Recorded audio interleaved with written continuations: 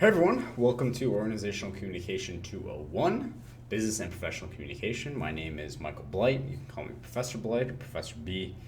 This is an online section of the course through DePaul University, and a lot of you who maybe are unfamiliar with these online sections, hopefully this is a good introduction for you and helping you sort of learn the ropes, what to do, what not to do, and how the class is essentially structured.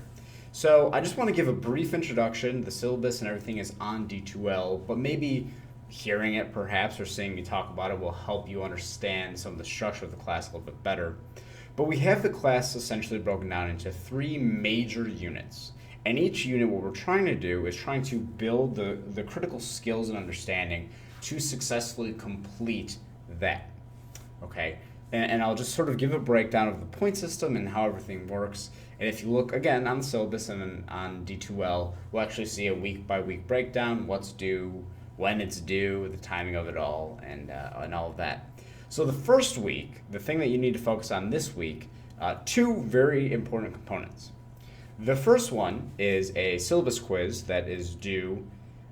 Make sure that when you're looking at the syllabus quiz, you go on the D2L folder, you'll see the actual attachment itself, you'll download it, you'll fill out the form, and then you'll upload it to the D2L Dropbox, essentially agreeing that you understand the different dynamics of the classroom, you understand how the points work, and then if you have any questions after going through the syllabus, you can just let me know. And the second component of this, of the class, and of week one in particular, is our D2L discussions.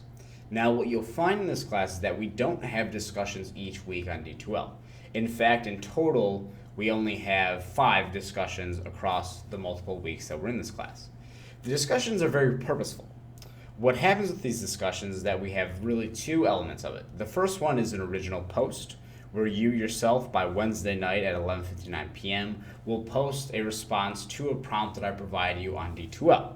This week in particular, the post is just a short, maybe minute-long video. It could be less, a little bit less, it could be a little bit more. Just you testing out your audio and visual equipment and introducing yourself. It doesn't have to be the most elaborate, sophisticated. You don't have to wear a tie. In fact, I'll probably lose the tie across the next couple of videos. But just give us a little bit of insight. I want to know who you are, maybe why you're in this class, and what your outcomes are, what your perceived outcomes. Now, again, for future references, after the original posts that are due on Wednesday, by Sunday night, I expect, and hopefully not waiting last minute until Sunday night, you to respond and reply to 2 of your classmates. So let's say that there are 23 students in here, that's current enrollment. You will have replied to 2 of them. And it doesn't have to be, again, the most sophisticated response. It could be, oh, I too like this thing that you said in your video. Okay, so for week 1, very basic level, just get you acclimated, go around D2L, fill out the syllabus quiz, and then participate in the discussion. Now, for the overall structure of the class, we have a midterm and we have a final. 2 of these exams, they add up to about 100 total questions.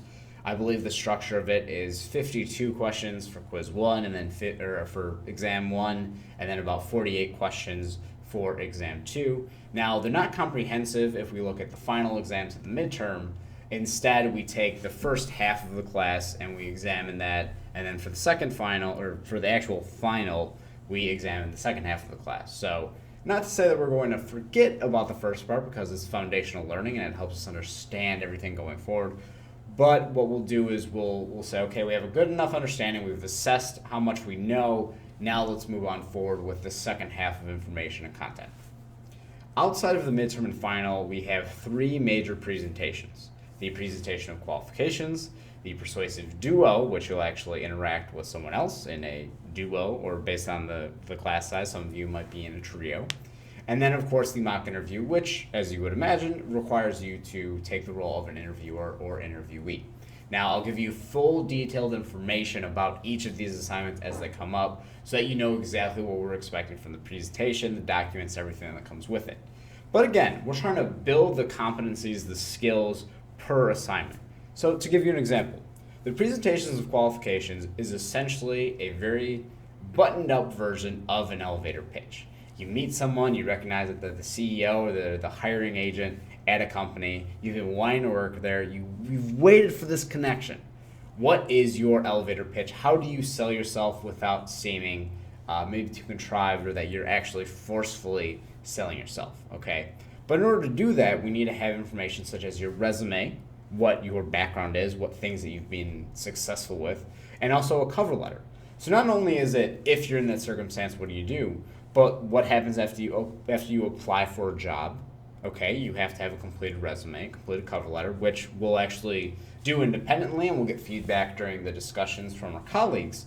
But what happens if, hey, they like you? You are invited over for an interview. How do you do that same presentation of qualifications? How do you present to them that you are qualified for the position, that you offer something unique to that particular fit, that hopefully they'll be able to say, okay, look, Jeff is an excellent candidate for this position.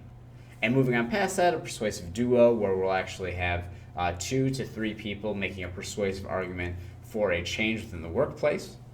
It could be within your actual workplace, although that can be a bit dicey. And then the final one is a mock interview, okay? Similar to the presentation of qualifications, making sure that you yourself are actually able to be in an interview setting, whether it be as an interviewer, which is a unique opportunity for some of us, or an interviewee. And then the process of writing a thank you letter, being able to actually thank the person for their time, whether it be the hiring person or the different individual that maybe you yourself are interviewing. And then a reflection period, what went right, what went wrong. And all of this, again, is going to sort of culminate together. We're going to learn these skills through the chapters, and each week I'll be posting a video of me going through the PowerPoints that are accessible on D2L. That way you have an understanding not just of what the text says and then what the PowerPoint says, but how me, your instructor, interprets and makes sense of all of this. And I'll do my best to find examples to illustrate some of the core concepts. Outside of that, we have 2 final items. The participation that I've talked about, we'll have this from the very first unit, which is Unit 0 as I like to call it, the first week. So Unit 1, Unit 2, and Unit 3. It's sporadically, so you'll have to check the calendar, check your schedule, which is on the last page of the syllabus. And then finally, each week, we have what I describe as chapter notes. Now, the chapter notes essentially function as a very sort of elaborate study guide. You'll see as you open them up, and they're due each week in correspondence with each chapter. So chapter 3, chapter notes are due when we cover chapter 3. What you'll see is that it'll have each term and definition for you to provide. And then at the bottom, it'll have a bunch of prompts. Usually, I would say on average, they range from 1 to 3 written prompts that help you think about the concept, think about the particular chapter in a way and actually respond to it.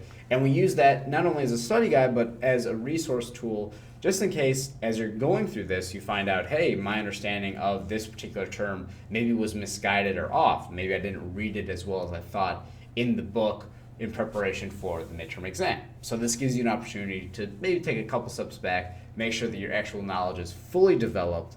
And then also, if you have any questions, you have myself, and you also have each other as a resource, and there'll be a general thread of discussions for you to bring up these topics of conversation. But again, not to ramble too much, for each assignment, I'll give you specific ideas of what to do, and for each of the smaller components, like the resume and cover letter, I'll give you examples and some suitable information for you to understand. But that's it. Welcome to Organizational Communication 201, Business and Professional Communication. We'll have a lot of really unique opportunities to talk about some of these concepts. Many of you will use this in your day-to-day life. Some of you might only use it once in your lifetime. So we just need to make sure that when you do utilize this skill, this understanding, this ability that we've been trying to really facilitate and build, that you're using it correctly. Other than that, talk to you soon.